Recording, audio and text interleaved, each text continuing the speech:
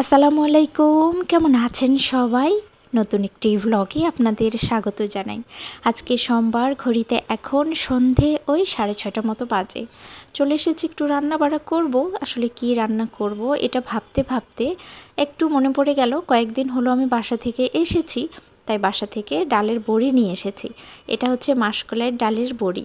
এই বড়িগুলো আমাদের ওদিকে বাজারে কিনতে পাওয়া যায় এবং বাসায়ও বানায় অনেকে। আমার দাদি যখন বেঁচে ছিলেন তখন উনি এই ডালের বড়ি এত নিপুণ হাতে বানাতেন, মাসকলাইয়ের ডাল দিয়ে আর ওই চাল কুমড়োটা দিয়ে। এখন তো আসলে উনি বেঁচে নেই, এখন বাজার থেকে কিনেই খেতে হয়। ওনার রেসিপিটা আমার মনে আছে, শহরে আসলে ওভাবে বানানো যায় না বলেন, কারণ রোদে শুকাতে হয়, এটার তাক লাগে, কিভাবে কি করতে হয় এগুলো।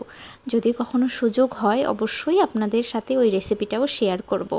আর মাছের ঝোল রান্না করব তাতেই বড়ি দিয়ে, তাই তেলটা ভালো মতো গরম করে মাছগুলো আগে এপিট ওপিট উল্টে পাল্টে সুন্দর মতো করে ভেজে নিয়েছি। এটা রুই মাছ নিয়েছি এখানে, আপনারা কাতল মাছ বা অন্যান্য মাছ দিয়েও এটা রান্না করে খেতে কিন্তু ভীষণ মজা লাগে। সবজি দিয়ে মাছ রান্না করে খেতেও ভীষণ মজা লাগে, কারণ এই বড়ি দিয়ে আপনি যে সবজি রান্না করবেন তার স্বাদ বেড়ে একদম দ্বিগুণ হয়ে যাবে। যেই তেলে মাছগুলো ভেজে রেখেছিলাম সেই তেলটাতেই পেঁয়াজগুলো দিয়ে দিয়েছি, হালকা করে একটু ভেজে নিয়ে বাসায় থাকা যে গুঁড়ো মশলা আছে, ওই হলুদ গুঁড়া, মরিচ গুঁড়া, অল্প একটু লবণ, একটু জিরার গুঁড়া, একটু ধনে গুঁড়া, এগুলো দিয়ে মশলাটা সুন্দর মতো করে কষিয়ে নেব। একটু ভুনা ভুনা করে রান্না করলেও তো এইভাবে মশলা কষিয়ে নেওয়া হয়, কিন্তু আজকে একটু হালকা ঝোল করব, কারণ যেহেতু ডালের বড়ি দেব।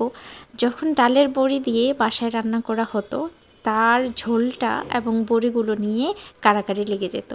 আমার আব্বা যখন ছিলেন তখন আমার আব্বা বলতেন, আমার দাদিকে বলতেন যে আজকে কিন্তু বড়ি আমার ভাগেই বেশি আসবে। কিন্তু আমরাও বলতাম যে না দাদি, আপনার ছেলেকেই শুধু খাওয়ালে হবে না, আমরাও কিন্তু বেশি বেশি খাবো। এত মজা হতো আমার দাদির হাতের এই রান্নাটা, অসম্ভব মজা হতো। আজকে খুব মিস করছি এই মানুষটাকে। আসলে পদে পদেই তো এই মানুষগুলোকেই আমরা মিস করি, কারণ এদের হাতেই তো আমরা গড়া বলেন। কত কি রান্না, কত কাজ, কত আচার ব্যবহার, সব কিছু তো এদের কাছ থেকেই শেখা। আর এ তো আপনারা জানেনই, যখন আমরা ছোট ছিলাম বা এখনও বাচ্চা কাচ্চারা যারা ছোট আছে, যারা দাদি নানির আদর ভালোবাসা পেয়েছে, তাদের ভাগ্যগুলো একটু আলাদা রকম, একটু অন্যরকম হয়, একটু অন্যরকমভাবেই তারা বড় হয়ে ওঠে। আর যাদের ভাগ্যে আসলে নানি দাদি বা নানা দাদার এই ভালোবাসাগুলো জোটে না, তাদের জন্য আসলে কিছু বলার নেই বলেন। সেটা তো সব কিছুই আল্লাহর ইচ্ছা মতোই হয়।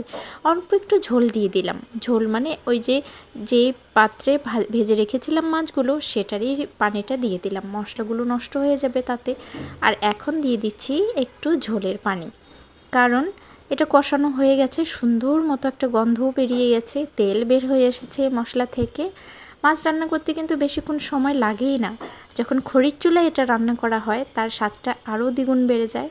কিন্তু খড়ির চুলা এখানে যেহেতু নেই, বাসায় আমাদের খড়ির চুলায় সবসময় এই রান্নাটা করা হয়। ভীষণ মজা লাগে কিন্তু। এই মজা হওয়ার পিছনে তো অনেকগুলো কারণও থাকে বলেন। মাছগুলো হয় নদীর, রান্না হয় খড়ির চুলায়, আরও রান্না হয় নানি বা দাদির ভালোবাসার হাত দিয়ে। সেই হাতের আসলে রান্না মজা না হলে কার হাতে রান্নার মজা হবে বলেন। আমার বেশিরভাগই রান্না শেখা আমার নানির কাছে বা আমার দাদির কাছে।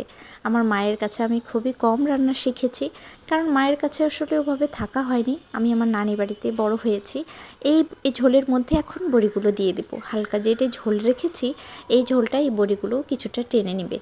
কারণ এই ডালের বড়ি দিয়ে যখন রান্না করি তখন অবশ্যই মনে রাখতে হবে এর মধ্যে একটু ঝাল, ঝোল আর একটু নুন হালকা একটু বেশি রাখতে হবে, যেন এই বড়িগুলো সেগুলো শোষণ করে তারপরে তরকারির স্বাদটা একদম বজায় রাখে। তাহলে চলুন আজকের ভিডিওটা এখানে শেষ করছি। আজকের ভিডিওটা কেমন লাগলো তা অবশ্যই কমেন্টে জানাবেন, ভালো লাগলে একটা লাইক করে দেবেন। আর ততক্ষণ পর্যন্ত ভালো থাকবেন, সুস্থ থাকবেন এবং সাবধানে থাকবেন। দেখা হবে খুব শীঘ্রই নতুন অন্য কোনো ভিডিওতে।